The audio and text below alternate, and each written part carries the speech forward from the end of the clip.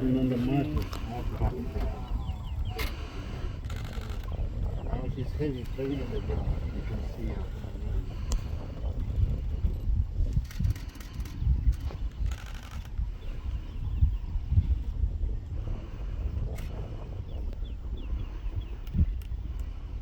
Interesting that you can see the stones as different. Mm.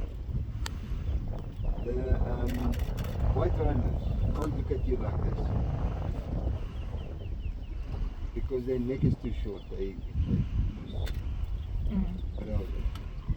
so they are grazers. They mean grazers.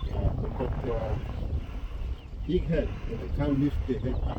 Because for smaller head, because they are browsers, so they can lift up the head so they can eat grass. Yeah, these are loose head props. The white rhinos are tight head props. What happened to them? Called view horn. So they cut for the poachers. So if they put their horn, the poachers will shoot them. But they still can't take the small one. It's like your fingernails. You cut your fingernails, grow back. We started dehorning from 2020, 20, 22, 23, 24, 25. So recently. Next year.